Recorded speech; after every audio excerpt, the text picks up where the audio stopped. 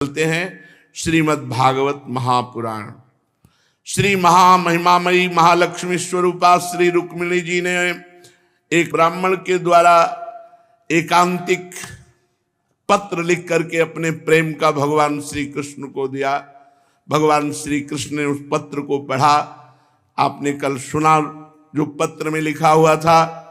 भगवान ने तुरंत दारुक को आदेश किया तो दारुक विलंबना करते हुए सैव्य सुग्रीव मेघ पुष्प बलाहक, ये भगवान के रथ के 4 घोड़े हैं। ये त्रिभुवन में कहीं भी आकाश में उड़ सकते हैं, जल में चल सकते हैं, आग में चल सकते हैं, इनका कहीं भी बेरोक टोक जा सकते हैं। 4 घोड़े भगवान के हैं, सैव्य सुग्रीव मेघ पुष्प बलाहक और सारथी दारुक है। अब आप सोचो अपने भक्त से कितना प्यार करते हैं भगवान कि अर्जुन जी के स्वयं सारथी बने, अपने सारथी को नहीं भेजा।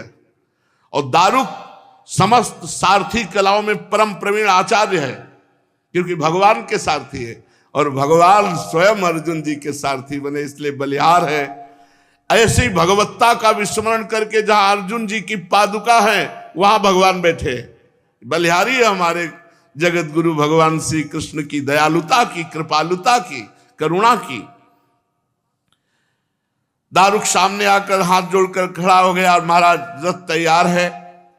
भगवान श्री कृष्ण पहले ब्राह्मण देवता को चढ़ाया। भगवान ने कैसे स्वागत किया कल सुना था। पैर धोए, खवाया पियाया, आसन में बैठाला और चरण दावे। तब पूछा आप कहां से आए हो, पहले ही नहीं पूछा। खवा पिया के आराम करके चरण दाबते हुए, ऐसा ब्रह्म ऋषियों का स्वयं भगवान सम्मान करते थे। इसीलिए भगवान का एक नाम है ब्रह्मण्य देवाय, नमो ब्रह्मण्य देवाय गो ब्राह्मण हिताय च। कुंडिन नरेश महाराज भीष्मक अपने बड़े लड़के रुक्मी के स्नेहवश अपनी कन्या शिशुपाल को देने के लिए विवाह उत्सव की तैयारी कर रहे थे। पूरा कुंडनपुर सजाया गया था। राजपथ, चौराहे, गली कूचे सब स्वच्छ करके जगह जगह चित्रावली की गई थी, चौक पूरी गई थी, इत्र छिड़का गया था। चित्र विचित्र रंग बिरंगी छोटी बड़ी झंडियां, पताकाएं, सब तोरण बांधे गए थे। पूरे नगर के स्त्री पुरुष सुंदर पोशाक धारण किए, इत्र फुलेल चंदन आदि लगाए हुए सब एक दूसरे सेवा में मगन, क्योंकि ब्याह हो रहा है रुक्मिणी जी का शिशुपाल के साथ। राजा भीष्मक ने पितर देवताओं का विधि पूर्वक पूजन किया, ब्राह्मणों को भोजन कराया और फिर स्वस्ति वाचन। परम सुंदरी राजकुमारी रुक्मिणी जी को स्नान कराया गया, हाथों में मंगल सूत्र कंकड़ पहनाए गए, कोहबर बनाया गया, 2 नए नए वस्त्र पहनाए गए, उत्तम आभूषण से विभूषित की गई। सामवेद, ऋग्वेद, यजुर्वेद इन मंत्रों के ज्ञाता, अथर्ववेद के विद्वान पुरोहित गृह शांति के लिए वेद मंत्र उच्चारण करें। अलग अलग वेदों का स्वस्ति वाचन हो रहा है। सोना चांदी वस्त्र गुड़ मिले हुए तिल गौएं, ये सब ब्रह्म ऋषियों को दान की गई। और उधर दम घोष पुत्र शिशुपाल भी दूल्हा बनकर तैयार हो रहा है। पूरे मंगल कृत्य किए जा रहे हैं। मद चुआते हुए हाथियों और सोने की मालाओं से सजे हुए रथों, पैदलों और घुड़सवारों की चतुरंगिणी सेना लेकर चेदि नरेश महाराजा दम घोष शिशुपाल के साथ कुंडनपुर में प्रवेश किया। विदर्भराज भीष्मक ने जो रुक्मिणी जी के पिता थे आगे आकर उनका स्वागत सत्कार किया, अर्चन पूजन किया और जनवासे में आनंद पूर्वक ठहरा दी गई बारात। बारात में पता था कि श्री कृष्ण आ सकते हैं, इसलिए जितने विरोधी राजा थे पूरे दल बल सहित आए थे। साल्व, जरासंध, दंतवक्त, विदुरथ, पौंड्रक, ये शिशुपाल के हजारों राजा अपनी अपनी सेना के साथ आए थे कि अगर श्री कृष्ण आएंगे तो निपट लेंगे। ये सब भगवान श्री कृष्ण बलराम जी के विरोधी थे। सबका मत था किसी भी तरह राजकुमारी रुक्मिणी शिशुपाल को ही मिलनी चाहिए, चाहे जो हो जाए। सब भगवान श्री कृष्ण के विरोध में सेना एकत्रित करके लाए थे। भीष्मक जी ने सबका स्वागत किया। राजाओं ने अपने अपने दल के अनुसार सेना, रथ, घोड़े, हाथी सब, और सबका स्वागत। बलराम जी को पता चला कि श्री कृष्ण निकल गए। रथ बलराम जी से नहीं सलाह की, न बताया, और बलराम जी को गुप्तचरों ने बताया वहां सब आए हुए हैं। साल्व, जरासंध, दंतवक्त, विदुरथ, पौंड्रक, शिशुपाल के शास्त्रों मित्र राजा। बलराम जी ने हल मूसल उठाया और कहा जल्दी चलो, अकेले समस्या आ सकती है। पर सोचा अकेले क्या समस्या आ सकती, जो विश्व का सृजन पालन श्रृंगार करता है, फिर भी लीला के लिए, हम सेवा के लिए बड़े रूप में आए तो मुझे पहुंचना चाहिए। यद्यप भगवान श्री कृष्ण का अमित पराक्रम जानते थे बलराम जी, तो भी भाई के प्रेम के कारण हृदय भर आया और तुरंत चतुरंगनी सेना लेकर कुंदनपुर के लिए चल पड़े। सब तैयारी, दूल्हा आ गया है, जनवासे में टिका हुआ है। रुक्मिणी जी को पता चला कि अभी तक ना ब्राह्मण देवता आए सूचना देने और ना भगवान आए। भगवान के शुभागमन की प्रतीक्षा कर रही थी रुक्मिणी जी, और इतने चिंता में पड़ गई कि पत्र ले जाने वाले ब्राह्मण भी नहीं आए और प्रभु का भी कोई संदेशा नहीं आया। क्या मैं अभागिनी? रुक्मिणी जी सोच रही, अगर ये इस रात में प्रभु नहीं आए तो मेरा जीवन नष्ट हो जाएगा, मैं अपने प्राण त्याग दूंगी। यदि प्रभु नहीं आए तो शिशुपाल मुझे छू नहीं सकता। मेरे संदेश ले जाने वाले ब्राह्मण देवता भी अभी तक नहीं आए। इसमें संदेह नहीं कि भगवान श्री कृष्ण त्रिकालज्ञ हैं, सर्वज्ञ हैं, जानते हैं सबके हृदय की बात और विशुद्ध प्रेम को पहचानते हैं। तो ऐसा हो सकता है कि मुझ में कुछ ना कुछ बुराई देखी होगी प्रभु ने, तो शायद मेरा हाथ पकड़ने के लिए वो नहीं आए। कहीं ना कहीं मेरे में कमी होगी। ठीक है, मेरे भाग्य मंद हैं, विधाता और भगवान शंकर भी मेरे अनुकूल नहीं है। हो सकता है रुद्र पत्नी गिरिराज कुमारी पार्वती जी मुझसे अप्रसन्न हो। नहीं, ऐसा कैसे हो सकता था कि ना तो ब्राह्मण आए ना प्रभु आए। रुक्मिणी जी भगवान के चिंतन में इतनी डूब गई, रुदन करने लगी। उनका संपूर्ण मन, सारे मनोभाव भक्त मंचोर भगवान ने चुरा लिया था। सोचो, जब उस स्थिति को सोचो, जो दूल्हा पसंद नहीं वो आ चुका है ब्याह करने के लिए, पूरी तैयारी है, और जो प्राण प्रिय हैं उनकी कोई सूचना नहीं है। रुक्मिणी जी अपनी आंखों से आंसू बहाते हुए भगवान के चिंतन में तन्मय हो गई। इतनी हृदय में दाह पैदा हुई कि अगर प्रभु नहीं आए रात्रि भर में तो प्राण निकल जाएंगे। इतने में ही रुक्मिणी जी के बाईं भुजा, बायां नेत्र और बाईं जांग एक साथ फड़की। स्त्री शरीर के लिए शुभ सूचक है। बामांग फरकने लगे। पुरुष शरीर में दाहिना और स्त्री शरीर में बाया। बड़ा हृदय में शीतलता हुई कि मेरी बाईं आंख फड़क रही, मेरी बाईं भुजा फड़क रही, मेरी बाईं जांग फड़क रही। इसका मतलब प्रभु चल दिए हैं या पहुंचने वाले हैं। अभी वो इसी उधेड़ उनमें लगी हुई थी कि ब्राह्मण देवता ने पदार्पण किया, जो पत्र लेके गए थे। जो ही ब्राह्मण देवता गए तो देखा अशुभ प्रवाह करते हुए ध्यानस्थ श्री रुक्मिणी जी। तुरंत जय जय संबोधन किया। रुक्मिणी जी ने आंख खुला, देखा वही ब्राह्मण देवता। एकदम हृदय में प्रसन्नता छा गई और सहसा उठी और ब्राह्मण देवता को देखा तो ब्राह्मण देवता मुस्कुरा रहे थे। हृदय शीतल हो गया कि ये मुस्कुराहट बता, मुख प्रसन्न तन तेज विराजा कीलेश रामचंद्र कर काजा। ये हमारा भगवत कार्य हो गया। प्रभु आ गए, क्योंकि ब्राह्मण देवता मुस्कुरा रहे हैं। प्रसन्नता से खिला हुआ मुख देखकर ब्राह्मण देवता ने निवेदन किया, चिंता मत करो, भगवान श्री कृष्ण पधार चुके हैं, भगवान श्री कृष्ण पधार चुके हैं। ये सुनते ही बार बार भगवान शंकर को प्रणाम कर रहे हैं, बार बार पार्वती जी को प्रणाम कर रहे हैं, बार बार सब ऋषियों को प्रणाम कर रही हैं। महालक्ष्मी का अवतार श्री रुक्मिणी देवी जी हैं, और ब्राह्मण से भूरी भूरी प्रशंसा की। क्या कहा है प्रभु ने, कम शब्दों में बता दीजिए। उन्होंने प्रतिज्ञा की है कि तुम्हें वो खुद अपहरण करके ले जाएंगे, कोई नहीं छू सकता तुम्हें। रुक्मिणी जी का हृदय शीतल हो गया। भगवान की प्रतिज्ञा अमोघ होती है। भगवान के शुभागमन का समाचार सुनकर रुक्मिणी जी का हृदय आनंद से भर गया। रुक्मिणी जी ने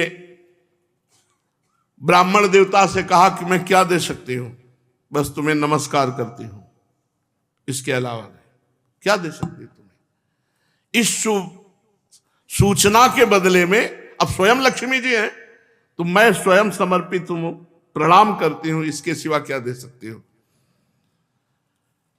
अर्थात समग्र लक्ष्मी ऐश्वर्य ब्राह्मण देवता के चरणों में समर्पित कर दिया। भीष्मक जी के गुप्तचरों ने सूचना दी कि तैलेक बलराम जी पहुंच गए, कहा बिना पूछे चल दिए थे। देखा कि भैया आ गए, थोड़ा सकुच गए। सूचना मिली कि श्री कृष्ण और बलराम बिना निमंत्रण के आ गए हैं। निमंत्रण नहीं पहुंचा था, क्योंकि रुक्मी द्वेष करता था। क्यों आ गए, तो कहा बड़ा भारी विवाह हो रहा, तो विवाह देखने आए, उत्सुकतावश विवाह देखने आए हैं। अब भीष्मक जी ने पूजन की सामग्री ली और जाकर भगवान को मधुपर निर्मल वस्त्र, उत्तम उत्तम भेंट देकर बलराम जी की और श्री कृष्णचंद्र जी की पूजा की। भीष्मक जी बड़े विवेकी और बुद्धिमान थे। भगवान के प्रति उनके हृदय में अपार श्रद्धा थी, पर रुक्मी द्वेष करता था, बड़ा लड़का था और वो महाबलवान था। इसके कारण भीष्मक जी कुछ कर नहीं सकते थे। एक स्थान पे ठहराया। भीष्मक जी के यहां जितने निमंत्रण में राजा आए थे, सबको सूचना पहुंची श्री कृष्ण बलराम आ गए। सबके होश उड़ गए कि बिना निमंत्रण के आए, मतलब कुछ घटना घटेगी। जो संभावना थी वो घटना घटेगी। जब सुना श्री कृष्ण पधार गए, भीष्मक जी ने पूजन करके उनको स्थान भी दे दिया है, तब सब आपस में बातचीत करने लगे। तैयारी फिट, कुछ ना कुछ घटना घटेगी। श्री कृष्ण आए मतलब कुछ ना कुछ होगा। नगर के लोग दौड़े, श्री कृष्ण बलराम आए हैं। जो देखता वो यही कहता, हे भगवान गौरी शंकर, आप कृपा करो, अगर हमने जीवन में कोई दान पुण्य कुछ भी मंगल किया है तो वो मैं सब रुक्मिणी जी को देता हूं। रुक्मिणी जी का ब्याह इन्हीं से हो जाए। रुक्मिणी जी लायक तो सुंदर दूल्हा श्री कृष्ण ही है। ग्राम के सब लोग ऐसा कह रहे कि पवित्र मूर्ति श्याम सुंदर श्री कृष्ण के सिवा रुक्मिणी जी का और कोई दूल्हा नहीं हो सकता। यदि हमने इस जन्म में या पूर्व जन्म में कोई सत्कर्म किया हो तो हे विधाता, मैं झोली पसार करे मांगता हूं। नगर की स्त्रियां पुरुष सब यही कहते, विदर्भ राजकुमारी रुक्मिणी जी का पाणी ग्रहण स्वयं भगवान श्री कृष्ण करें।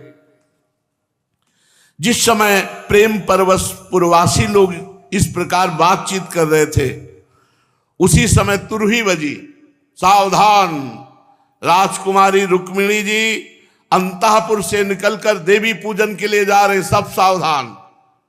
नगरवासी सब हटा दिए गए, मार्ग सुरक्षित, बड़े बड़े बलवान सैनिक सुरक्षा में, लाखों करोड़ों की संख्या में सुरक्षा में सैनिक। प्रेम मूर्ति श्री कृष्णचंद्र जी के चरणों का ध्यान करते हुए एक एक चरण कमल धीरे धीरे श्री रुक्मिणी जी बढ़ाती हुई पैदल ही भवानी शंकर जी के मंदिर में जा रहे हैं पूजन करने। मौन है, माता है, साथ में सहेलियां हैं, और शूरवीर राज सैनिक दल के दल कवच पहने हुए, अस्त्र लिए हुए साथ चल रहे हैं। मृदंग, शंख, ढोल, तुरही, भेरी ये बाजे बज रहे हैं। ब्राह्मण लोग मंत्रोच्चारण करते हुए चल रहे हैं। महान सौंदर्य की सीमा श्री लक्ष्मी स्वरूपा रुक्मिणी जी धीरे धीरे चरण कमल बढ़ाती हुई जा रहे। ब्राह्मण आगे आगे स्वस्ति वाचन मंगल गान करते हुए, पीछे से मृदंग तुरही बज रही है। माता जी हैं और सहेलियां हैं, आसपास सब बड़े बड़े बलवान सैनिक हैं। पूजन की सामग्री लिए हुए सहस्त्रों सहेलियां हैं। साथ में गीत गाए जा रहे हैं, बाजे वाले बाजे बजा रहे हैं। सूतमागध बंदीजन दुल्हन के चारों ओर जय जयकार करते हुए बिरद बखानते जा रहे हैं। देवी जी के मंदिर में पहुंची, रुक्मिणी जी के कर कमल और चरण कमल धुलाए गए। आचमन किया, पवित्र होकर अंबिका देवी के मंदिर में प्रवेश किया। विधि विधान जानने वाली बूढ़ी बूढ़ी जो माताएं थीं वो देवी जी का पूजन करा रहे हैं। भगवान शंकर की अर्धांगिनी भवानी जी का पूजन किया, भगवान शंकर का भी पूजन किया, फिर प्रणाम किया और प्रणाम करके प्रार्थना की कि हे अंबिका माता और आपकी गोद में बैठे हुए प्रिय पुत्र गणेश जी, मैं आपको बार बार नमस्कार करती हूं। आप ऐसा आशीर्वाद दें कि मेरे हृदय में जो अभिलाषा है वो पूर्ण हो, अर्थात श्री कृष्ण मेरे पति हो। उसी समय अंबिका देवी जी की गले से माला, जब रुक्मिणी जी प्रणाम कर रही थी तो रुक्मिणी जी के ऊपर गिरी। खसी माल मूरत मुस्कानी, क्योंकि दैवी शक्ति अगर अंबा जी हैं तो महाशक्ति श्री रुक्मिणी जी है। जब ईख से फल, कंठसूत्र, पान, पुआ, नमक, नाना प्रकार की दिव्य सामग्री से पूजन संपन्न हुआ, अंबिका जी को नमस्कार किया। अंबिका जी ने मानो आशीर्वाद दिया कि मनुजा ही राच्यो मिले सुबर सहज सुंदर सावर।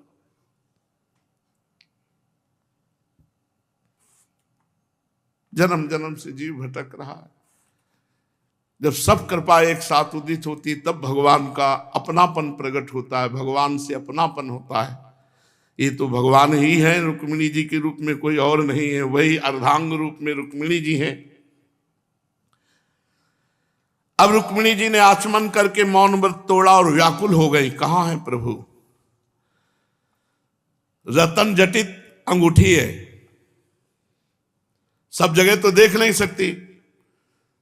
रतन जटित अंगूठी से ऐसे, क्योंकि वो इस अंगूठी में प्रतिबिंब पड़ेगा, इससे इसमें ऐसे देख रहे।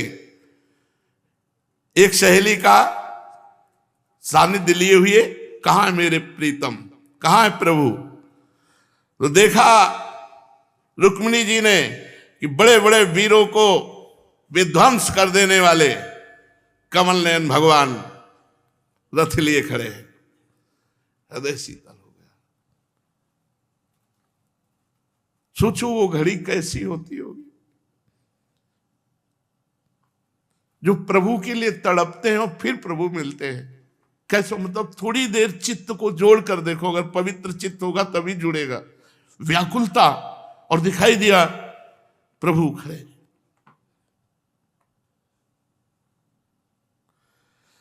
पहला काम श्री रुक्मिणी जी ने वीरता का किया। पल्लू हटाया और जितने शस्त्रधारी वीर थे सबकी तरफ लजीली चितवन से जे ही देखा तो ढाल तलवार सब गिर गए, सब मूर्छित हो गए। महासौंदर्य समुद्र लक्ष्मी जी का स्वरूप, किशोर अवस्था, क्या शोभा वर्णन करे। माता है, जगत माता है। ओठों पर मंद मुस्कान, क्योंकि देख लिया अंगूठी से कि प्रभु आ चुके हैं। दांतों की पंक्तियां कुंदकली के समान परम उज्ज्वल। माता जी की शोभा क्या वर्णन करे। श्री चरणों में रुंझुन रुंझुन करते हुए नूपुर, अपने सुकुमार चरण कमलों से राजहंस की गति चल रही है। बड़े बड़े बलवान मोहित हो गए रुक्मिणी जी के सौंदर्य को देखकर। कामदेव ने सहायता करी, बाण संधान के जितने सब मूर्छित, रुक्मिणी जी के रूप को देखकर सब मूर्छित। कोई भी ऐसा नहीं है, न स्त्री न पुरुष, जो मोहित ना हो गया हो। ऐसे ही जब जानकी जी सी स्वयंवर जब पग उधारी, प्रियाजू का स्वरूप है। नौ किशोरी जनक नंदिनी जब लजीली चितवन से ऐसे सभा में मोहे नर नारी, कोई ऐसा नहीं था, स्त्री पुरुष सब मोहित हो गए। ऐसा सौंदर्य वही है।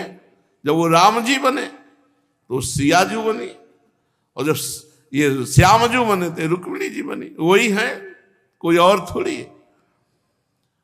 सब बड़े बड़े महावीर मोहित हो गए। कामदेव ने भगवान का कार्य सिद्ध करने के लिए उनके बाणों का ऐसा संधान करके हृदय को जर्जर किया, सब मूर्छित हो गए। रास रास इस सौंदर्य, जैसे जैसे पग बढ़ाती रुक्मिणी जी, बरस रहा था सौंदर्य। और आप समझो ऐसी रुक्मिणी जी लक्ष्मी जी स्वरूप है ना, तो लक्ष्मी कोटि विलक्ष लक्षण लसल लीला किशोरी सतई राराध्यम ब्रजमंडले मधुरम राधाभिधानम परम। हमारी श्री जी की सखियां ऐसी है कि करोड़ लक्ष्मी मूर्छित हो जाए, इतनी सुंदर। और फिर श्री जी कितनी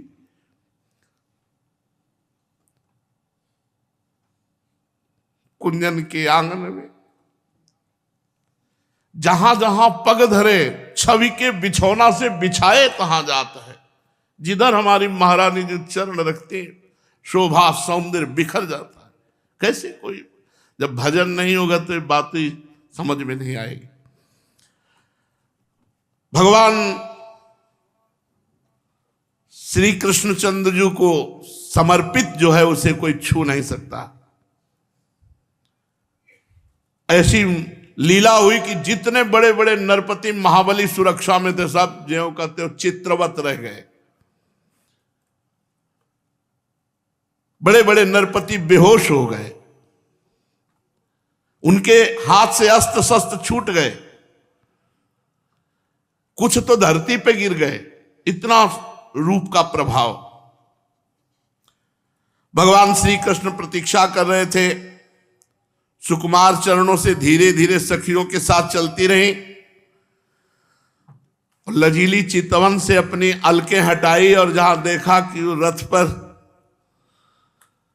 अब धीरे से नहीं चली, दौड़ पड़ी।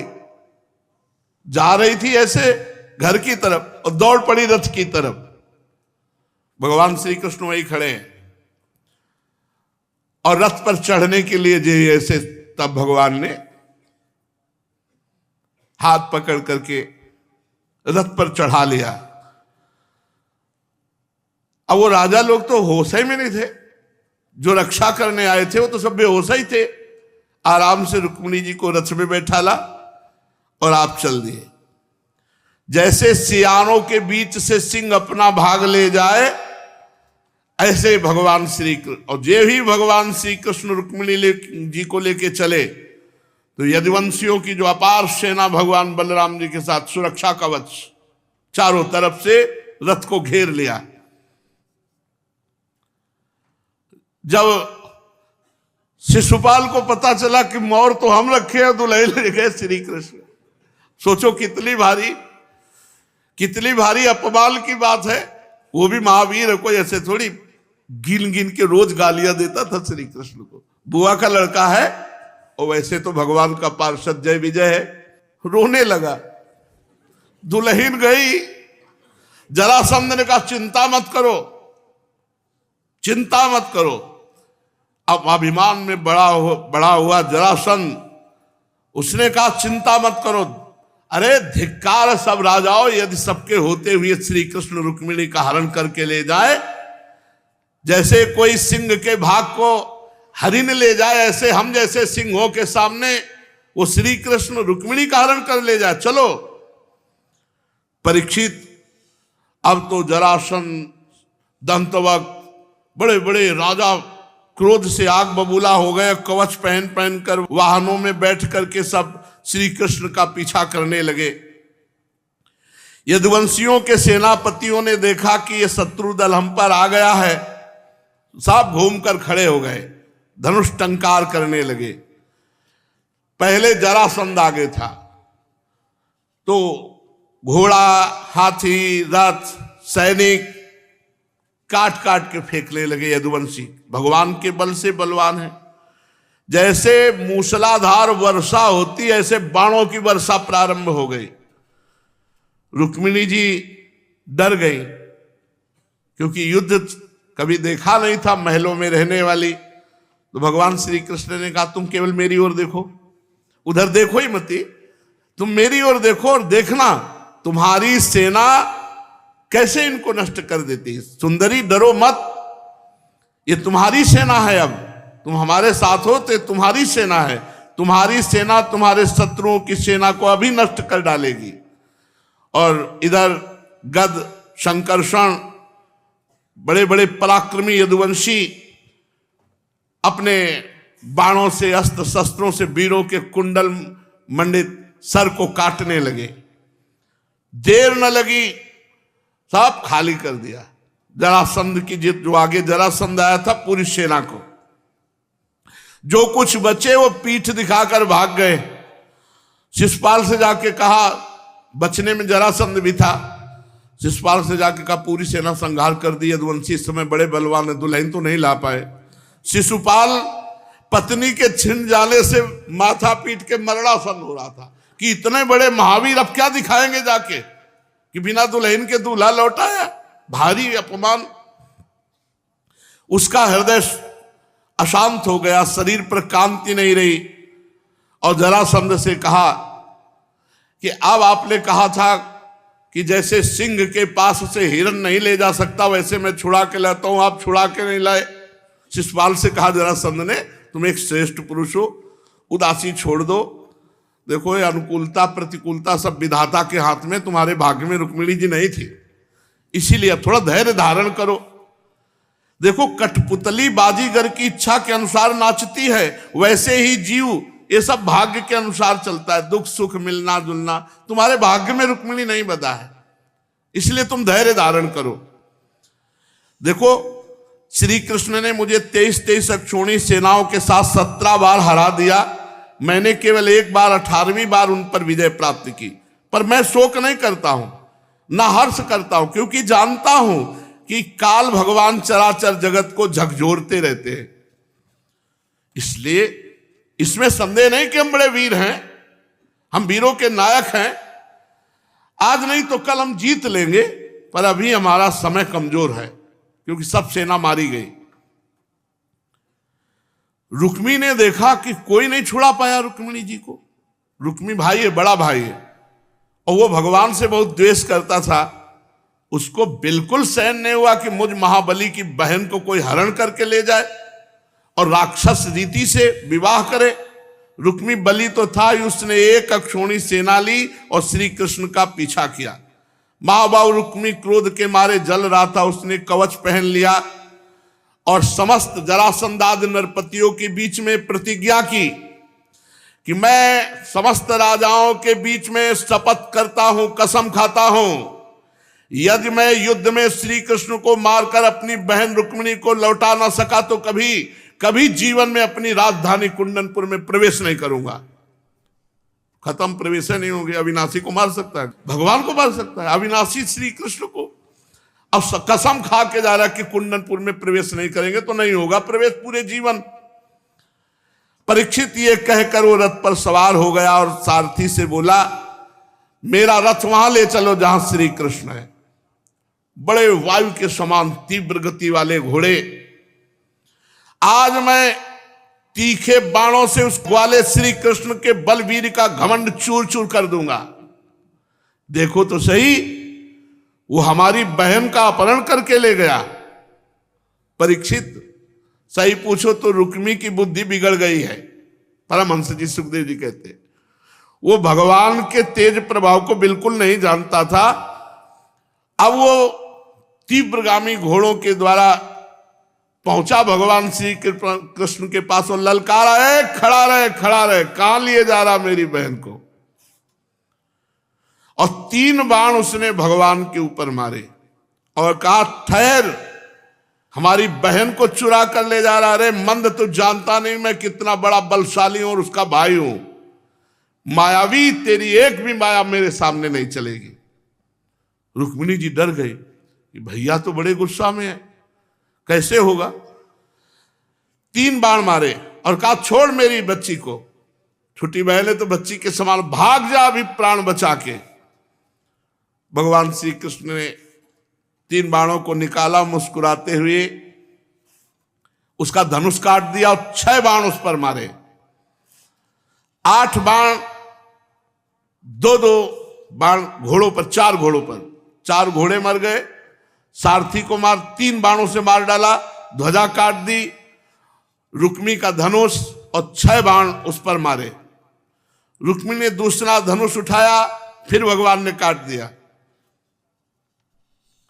परिघ, पट्टी, सूल, ढाल, तलवार, शक्ति, तोमर, जो अस्त्र भगवान के लिए उठाता भगवान उसको नष्ट कर देता। इसके बाद भगवान कूद पड़े रथ से और जोर से रुक्मी को पकड़ लिया।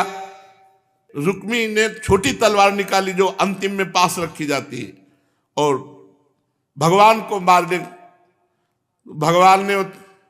भगवान के बल के आगे क्या चलेगा। एक हाथ से उसको पकड़ के उसकी तलवार हटाई और अपनी तलवार निकाली। रुक्मिणी जी कूद पड़ी रथ से और चरणों में गिर गई। प्रभु, उचित नहीं है।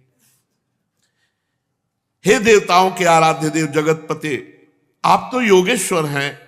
आपके स्वरूप और इच्छाओं को कोई जान नहीं सकता और आप अगाध बलशाली हैं, परंतु करुणा स्वरूप आपको इतना पता होना चाहिए कि भले ही युद्ध कर रहा है पर मेरा भाई है, भले ही युद्ध कर रहा है पर मेरा भाई। प्रभु, अभी अभी तो आप अपहरण करके लाए, क्या आपके हाथ से मेरे भाई का वध उचित है।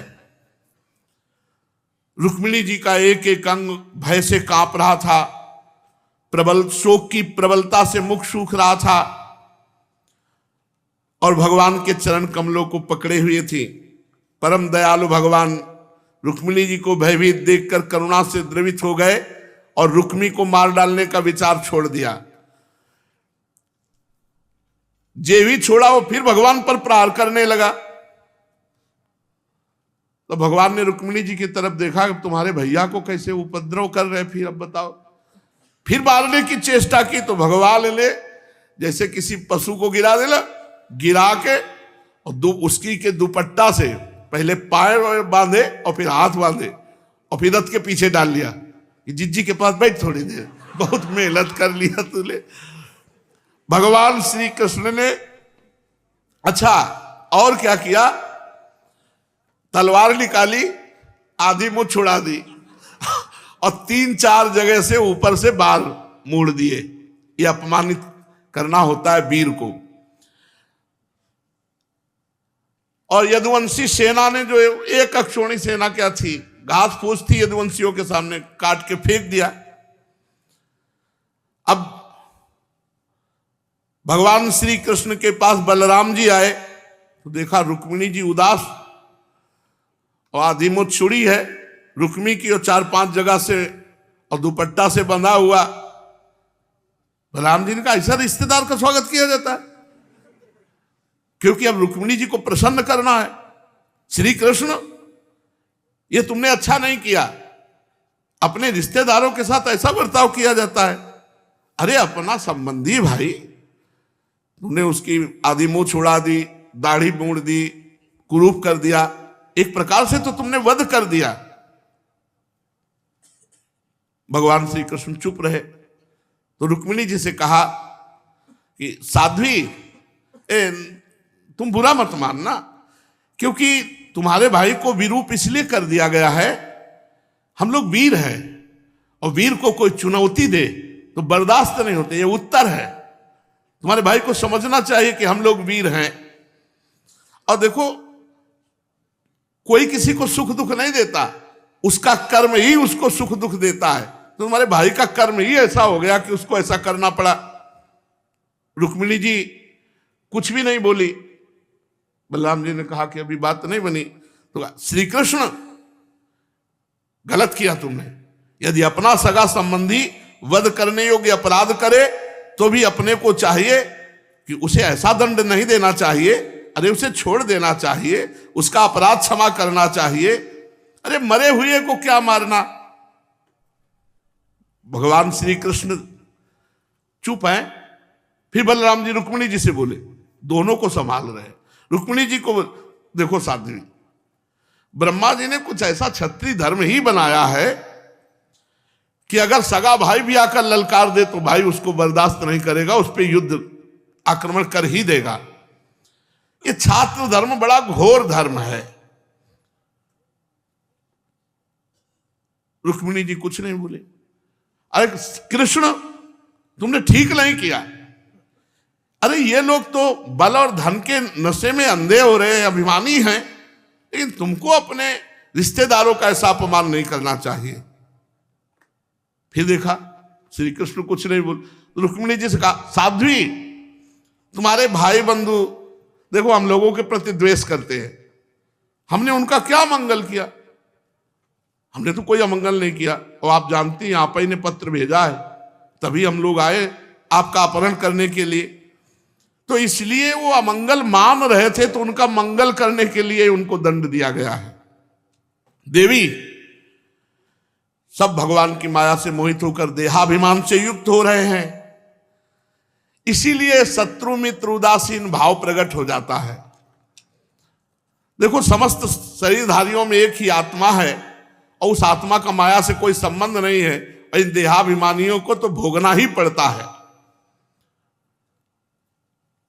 जब बड़ा सांत्वना दी रुक्मिणी जी को, बलराम जी ने इस प्रकार श्री कृष्ण जी को थोड़ा सा ऐसे डांट देते और रुक्मिणी जी को सांत्वना देते, तो रुक्मिणी जी का मन थोड़ा सा संतोष धारण किया।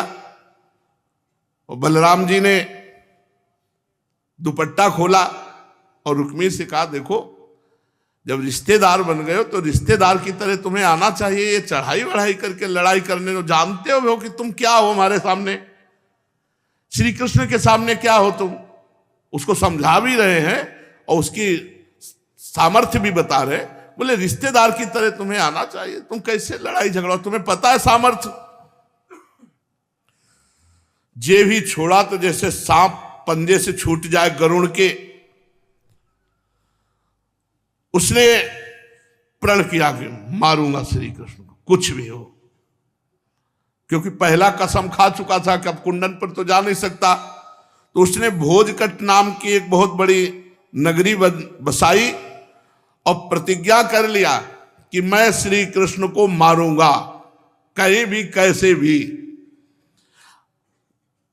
ये नहीं समझ पा रहा कि श्री कृष्ण को मारने का मतलब है अपनी बहन को ही दुख पहुंचाना।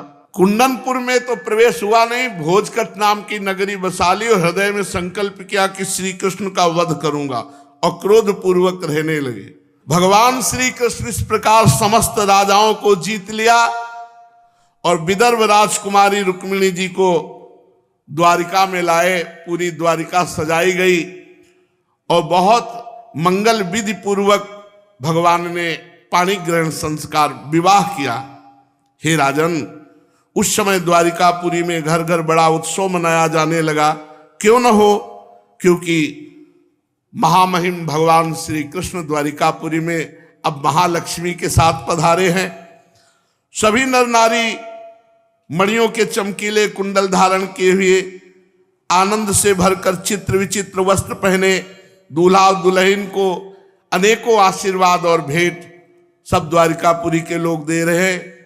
तो हम वृंदावनवासी भी आशीर्वाद देते हैं कि दूल्हा और दुल्हन ऐसे ही आनंद मगन रहें और हे रुक्मिणी जी, आपका सुहाग ऐसे ही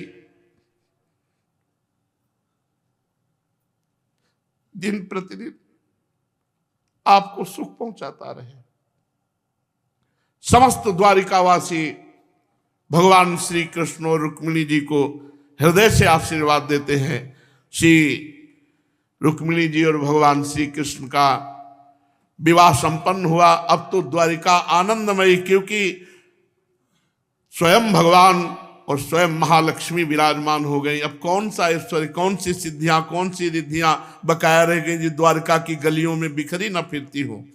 ऐसे द्वारिकाधीश भगवान श्री कृष्ण और महामहिम श्री रुक्मिणी जी के चरणों की वंदना करते हैं कि हमको हमारे प्रभु श्री वृंदावनाधीश्वर और वृंदावनाधीश्वरी के चरणों में प्रेम हो, क्योंकि रिटर्न गिफ्ट भी मिलनी चाहिए। आपको दिया तो आप भी हमें दें, कि हमारी लाडली जो, हमारे लालजू, इनमें हमारी ऐसी आसक्ति हो कि इनके सिवा आंख उठाकर कुछ और देखने की इच्छा न हो। अगर आंख उठे भी तो केवल आप ही दिखाई दो। पी मूरति नैनन बसे